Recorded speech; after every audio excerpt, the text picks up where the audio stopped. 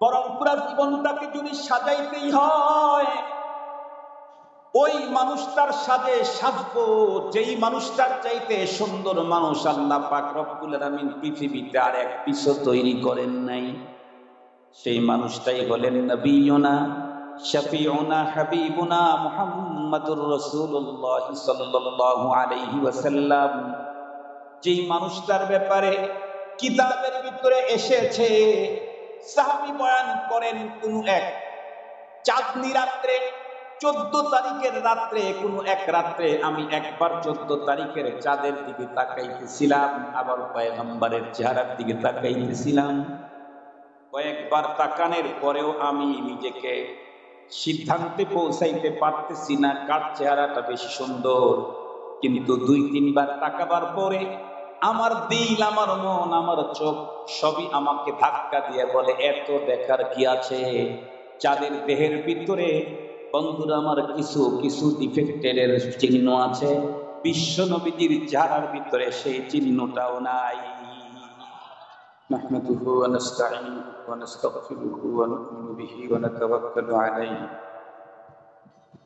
ونعوذ بالله من شرور أنفسنا ومن سيئات أعمالنا من يهد الله فهو المهتد فلا مضل له ومن يضلل فلن تجد له وليا مرشدا وبعد فأعوذ بالله من الشيطان الرجيم بسم الله الرحمن الرحيم إن عدة الشهور عند الله 12 شهرا في كتاب الله يوم خلق السماوات والأرض منها 4 حرم وقال النبي صلى الله عليه وسلم صوموا عاشوراء وخالفوا فيه اليهود أو كما قال عليه الصلاة والسلام صدق الله مولانا العظيم وصدق رسوله النبي الأمي الكريم ونحن على ذلك لمن الشاهدين والشاكرين والذاكرين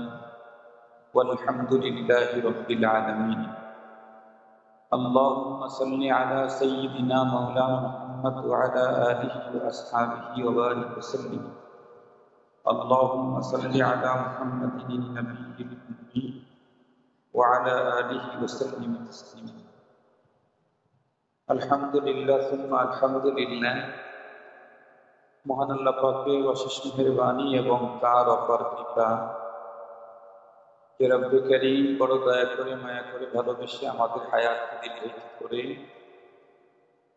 আজকে 14 জুলাই জামিয়া ইসলামিয়া মদিনাতুল উলুম মাদ্রাসার ইন্তজামে আয়োজিত দরস-এ বুখারী ও তারবিয়তি মজলিস এই বরকতপূর্ণ মাহফিলে আমাদেরকে সুস্থ সবল অবস্থায় শিরকতের সুযোগ করে দিয়েছেন। এজন্য দিল থেকে মহান সত্তার শুকরিয়া আদায় করছি, আলহামদুলিল্লাহ। মুহতারাম হাজিরিন, একটা বিষয়ের উপরে আমি আজকে আপনাদের খেদমতে আলোচনা করব। আমরা প্রত্যেকেই জানি আমাদের দেশে মাসের গণনা চলে 3 প্রকারের। একটা আরবি মাস, একটা ইংরেজি মাস, আর একটা হলো বাংলা মাস।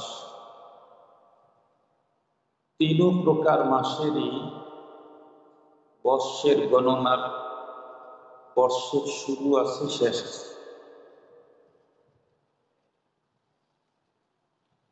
বাংলা মাসের শুরু বৈশাখ, ইংরেজি মাসের শুরু জানুয়ারি,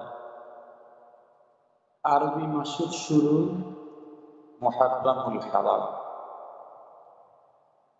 মাসের গণনা 12টা, ইংরেজিতেও 12, বাংলাতেও 12, আরবি মাসের গণনাও 12। কোরআনে হাকিমে আল্লাহ পাক ইরশাদ করেন, নিঃসন্দেহে মাসের গণনা আল্লাহর নিকট 12। এই সিদ্ধান্ত কবে হয়েছে? আল্লাহ বলেন, ইয়াউমা খালাকাস সামাওয়াতি ওয়াল আরদ, যেই দিন আসমান এবং জমিনকে তৈরি করা হয়েছে সেই সময়ের সিদ্ধান্ত। বছরে মাস হবে কয়টা? 12টা। সাথে সাথেই ঘোষণা হলো মিনহা আরবাআতুন হুরুম, 12 মাসের মধ্যে 4টা মাস হবে মর্যাদার দিক থেকে সবার ঊর্ধ্বে। আমাদের দেশে বাংলা নববর্ষ বরণ হয়, ইংরেজি নববর্ষ বরণ হয়। ইংরেজি বর্ষের শুরু যেহেতু রাত্রি 12টা চলে যাওয়ার পরে 0000 আওয়ার্স,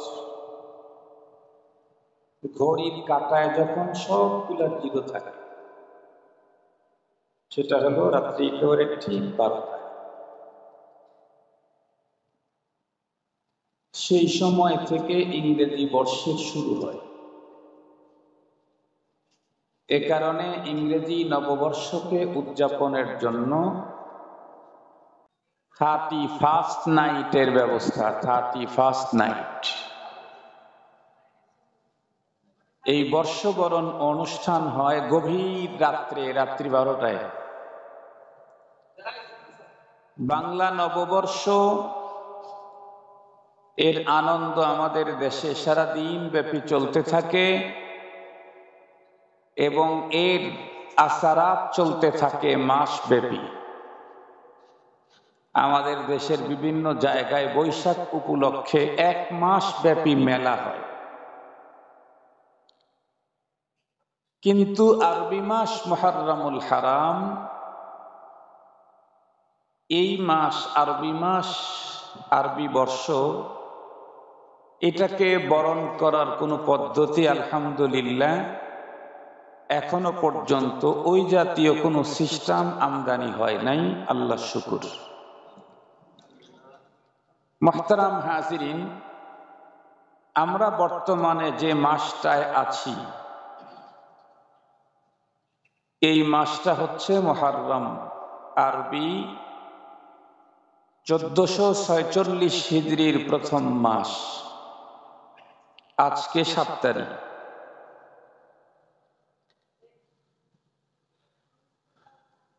মুসলমানদের ঈমান আর ইসলামের সম্পর্ক আরবি মাসের সাথে। হাদিসে পাক আপনারা শিক্ষিত অশিক্ষিত সবাই জানেন, বুনিয়াল ইসলামু আলা খামস। এই হাদিস সবাই জানেন, কমন হাদিস, যে ইসলামের বুনিয়াদ হলো কয়টা যেন? একটা তো ঈমান, কালিমা, এটা বাদ দিলে আর কয়টা থাকে? 4টা। এই 4টার ভিতরে 2টার সম্পর্কই হলো আরবি মাসের সাথে। বাংলা মাসের সাথেও না, ইংরেজি মাসের সাথেও না। সেই 2টার একটা হলো রোজা, সিয়াম। এটার সম্পর্ক আরবি মাস রমাদানুল মুবারকের সাথে। হাদিসে পাকে ইরশাদ হয়েছে, সুমু লিরুয়াতিহি ওয়াফতিরু লিরুয়াতি। রমজানের চাঁদ দেখে রোজা স্টার্ট করো, শাওয়ালের চাঁদ দেখে রোজাকে স্টপ করো। আর একটা গুরুত্বপূর্ণ ইবাদত, শুধু ইবাদত না, ইসলামের রুকন, ইসলামের বুনিয়াদ, সেটি হচ্ছে হজ্জে বাইতুল্লাহ, বাইতুল্লাহর হজ। এটার সম্পর্ক নির্ধারিত সময়ের সাথে, মাসের সাথে। সেই মাসটাও বাংলা মাস না, সেই মাসটাও ইংরেজি মাস না, সেই মাসটাও আরবি মাস। সে মাসের নাম জিলহিজ্জাহ, জিলহজ মাস। আমরা জানি যেই রোজা ফরজ, এই রোজা ফরজ হওয়ার জন্য নির্ধারিত মাস লাগে। রমাদানুল মুবারকের চাঁদ আকাশে উদয় না হলে কারো উপরে ফরজা ফরজ হয় না। সুতরাং এই রোজা পালন করতে চাইলে নির্ধারিত মাস লাগে, তবে ওই মাস যখন এসে যায় পৃথিবীর যে কোনো জায়গা থেকেই এই বিধান পালন করার সুযোগ আছে। কিন্তু হজ্জে বাইতুল্লাহ এটা এমনই একটা ইসলামের রুকন, যেই রুকন পালন করার জন্য সময় যেমন নির্ধারিত, জায়গাও তেমন নির্ধারিত। যে কোনো সময় হজ হয় না, আবার যে কোনো জায়গাতেও হজ হয় না। হজ করার জন্য দুইটা জিনিস নির্ধারিত, জায়গা এবং সময়। কোন সময়টায় হজ করতে হয়? জিলহজ মাসে নির্ধারিত তারিখেই হজ করতে হয়।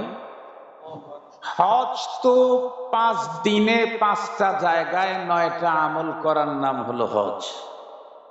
কয় দিন, কয় জায়গায়, কয় কাজ, 9। 5 দিনে 5 জায়গায় 9টা কাজ।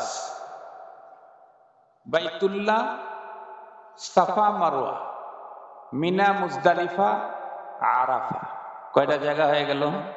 5টা। বাইতুল্লাহ, সাফা মারওয়া, মিনা, মুজদালিফা, আরাফা, এই 5টা জায়গাতে 9টা কাজ করতে হয় 5টা দিনে। তাহলে দিন এবং জায়গা নির্ধারিত হজ্জে বাইতুল্লাহর জন্য। কোন ব্যক্তি যদি হজের দিন পেল কিন্তু ওই জায়গায় নাই, পৃথিবীর যে কোনো জায়গায় থাক, হজের মৌসুম পেলেই সে হজ করার সুযোগ নাই, ওই নির্ধারিত জায়গায় যেতে হয়।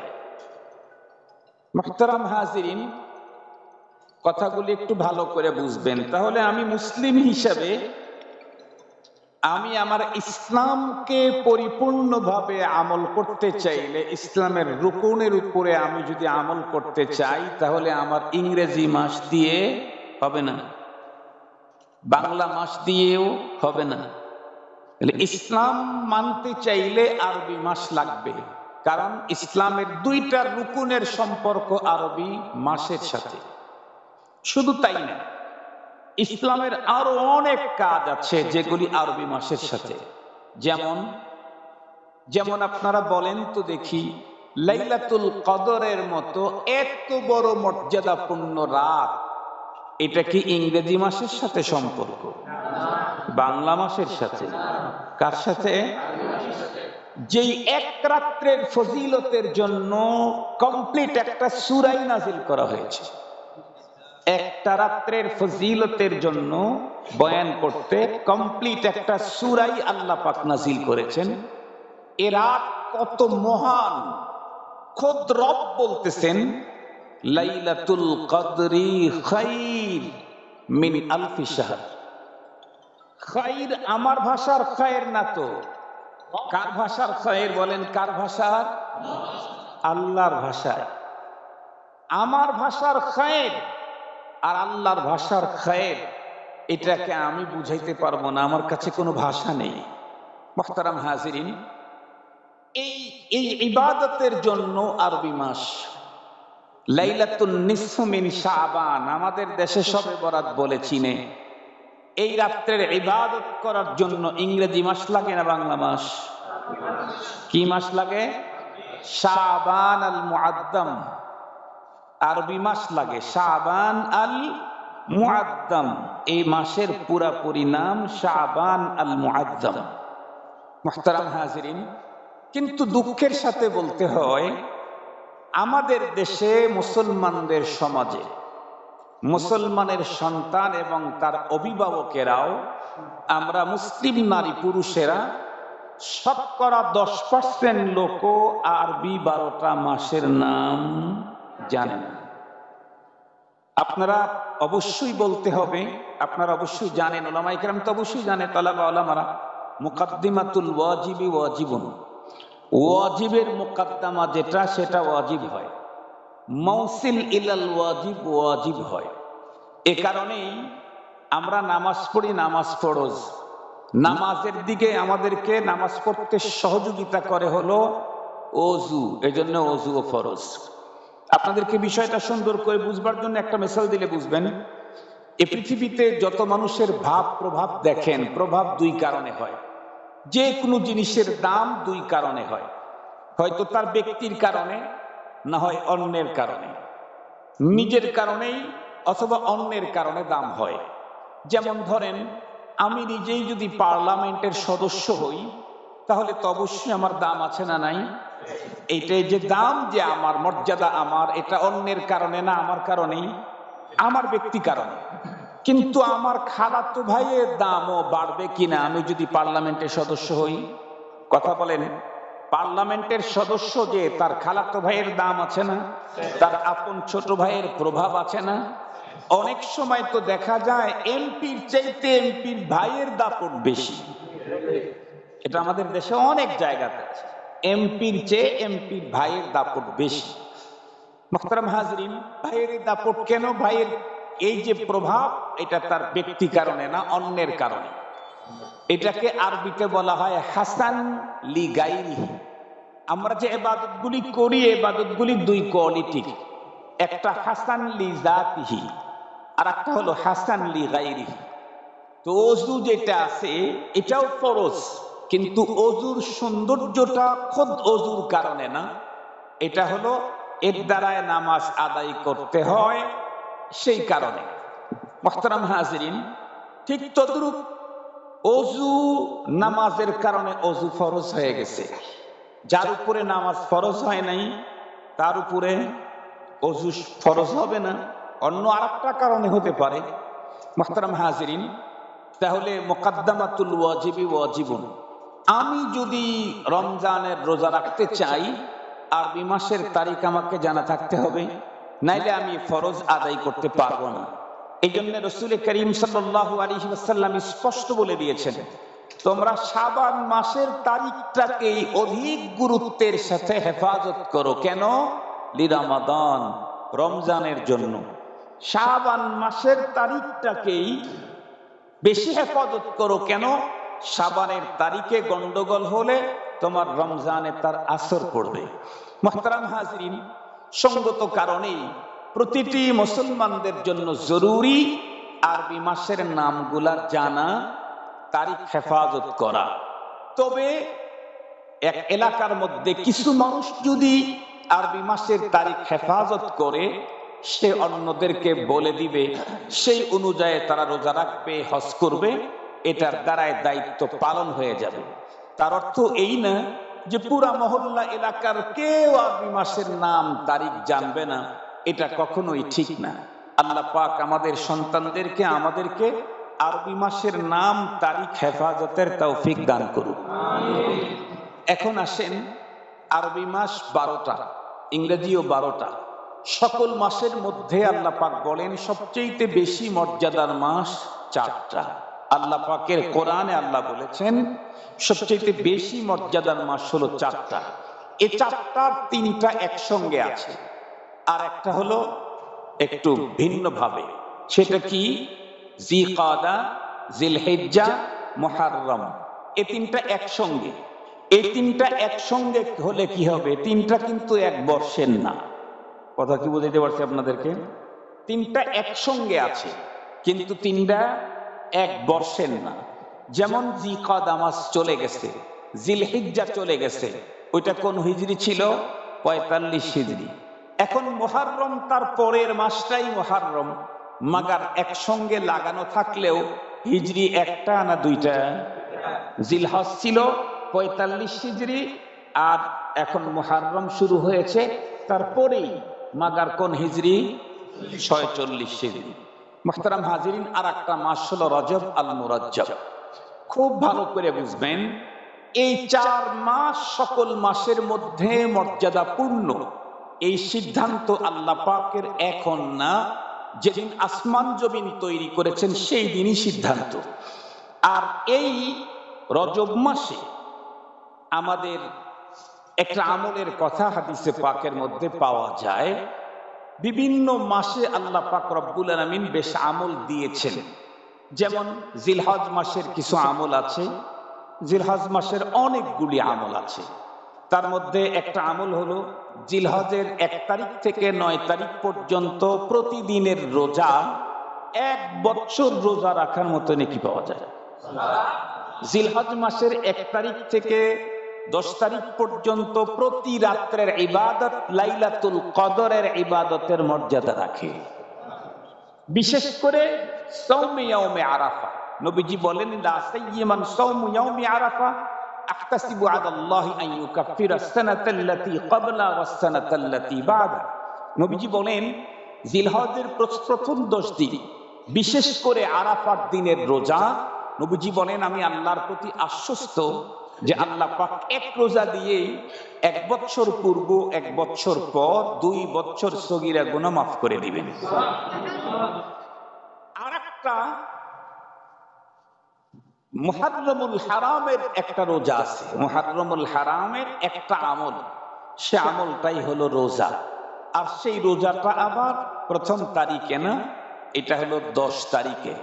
মুহররমুল হারামের 10 তারিখটা আমাদের মাঝে আশুরা বলে পরিচিত। কি বলে পরিচিত? আশুরা। এই দিনটাকে আমরা আশুরার দিন বলি, ইয়াউমে আশুরা। হাদিসে পাকের মধ্যেও আশুরাই আছে, সুমু আশুরা, হাদিসে পাকের মধ্যে আশুরাই আছে। আশুরা কি খুব ভালো করে বুঝবেন। আমাদের দেশের শিক্ষিত অশিক্ষিত যে কোনো মানুষ কমপক্ষে যদি হজ ব্রত পালন করতে যায়, সে কিছু যদি নাও জানে, হজে গিয়া 2-3টা আরবি শিখে আসে। তার মধ্যে একটা শিখে হলো তারিখ তারিখ তারিখ তারিখ। কেন? কারণ ওইখানকার পুলিশ যারা আছে ও তো বাংলা বোঝে না, উর্দুও বোঝে না, ইংরেজিও বলতে পারে না।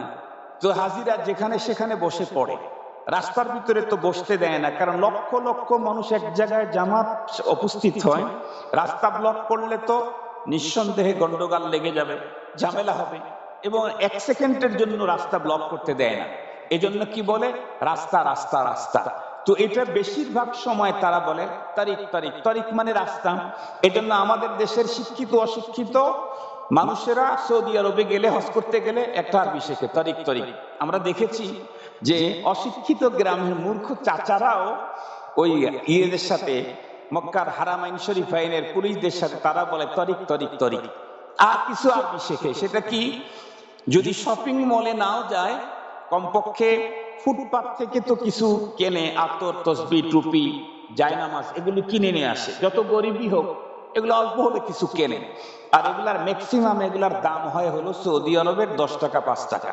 তো সৌদিতে 5 আরবি হলো খামসা, 10 এটা হলো আশারা, 15 তারা বলে হলো খামাস্তা আশারা। তো খামসা খামসা আর আশারা আশারা ম্যাক্সিমাম জায়গায় দোকান নিয়ে মেয়ে মানুষ অথবা পুরুষ মানুষ দোকান নিয়ে বসে আসতে পড়তেছে খামসা খামসা খামসা খামসা খামসা, অথবা বলে আশারা আশারা আশারা আশারা আশারা। এই দুইটা এমনি মুখস্থ হয়ে যায়।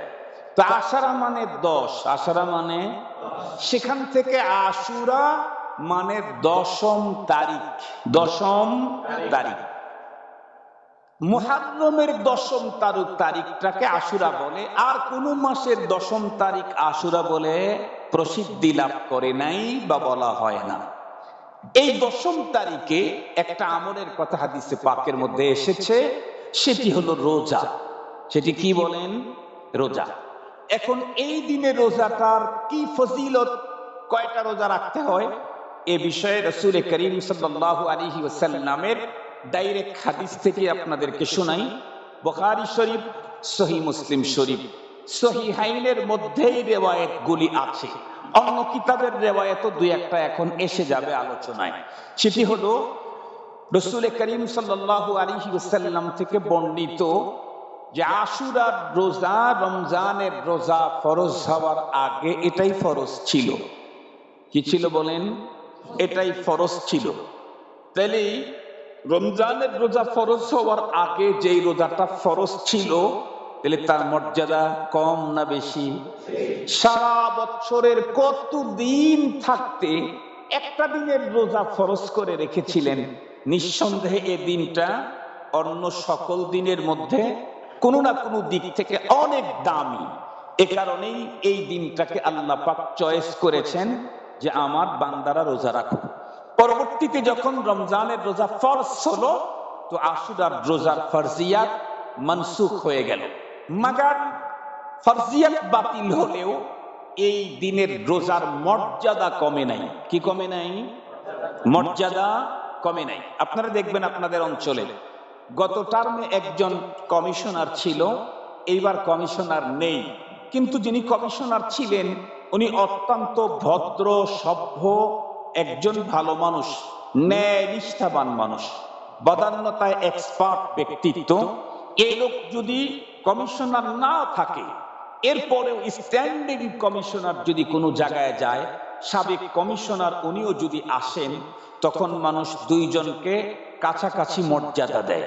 যদিও আজকে ওনার সিগনেচারে কোনো কাজ, কথা বলেন না কেন, সাবেক ওনার সিগনেচারে কোনো কাজ হবে না এখন, কিন্তু মর্যাদা তার কমে নাই। আশুরার রোজা ফরজিয়াত এটা এখন তার নাই, কিন্তু তার মর্যাদা কমে নাই। কেমন মর্যাদা? রাসূল করিম সাল্লাল্লাহু আলাইহি ওয়াসাল্লাম ইরশাদ করেন, যে নবীজি বলেন, আমি তো আল্লাহ পাকের উপরে এটা আস্থা রাখি যে আশুরার এই রোজা এক বছর পূর্বের পুরা বছরের গুনাহ মাপের জন্য যথেষ্ট হয়ে যাবে। আশুরার রোজা পুরা এক বছরের অতীতের গুনাহ মাপের জন্য যথেষ্ট হয়ে যাবে। মুহতারাম হাজিরিন, এখন কথা হলো আশুরাতে রোজা কয়টা রাখবো? তাহলে এই ব্যাপারে নবী আলাইহিস সালাম একটা হাদিস বর্ণনা করলে দুইটা জিনিস জানা হয়ে যাবে।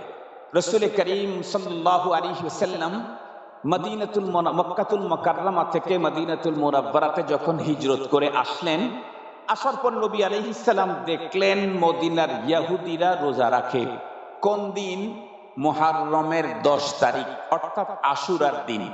নবী আলাইহিস সালাম জিজ্ঞাসা করলেন, এই তোমরা এই দিনে রোজা রাখো কেন? লোকেরা তখন উত্তর করলো, হাদা ইয়াউমুন সালেহ। ওগো নবীজি, এই দিন যে রোজা রাখি কেন? এটা মহান একটা দিন। কেমন মহান দিন? এই দিনেই তো আল্লাহ পাক আমাদের পয়গম্বর মূসা আলাইহিস সালাম এবং তার কওমদেরকে ফেরাউন এবং তার শত্রুদের কবল থেকে হেফাজত করেছেন। সাথে সাথে ফেরাউন এবং তার বাহিনীকে দরিয়াতে ডুবায়া মারছেন।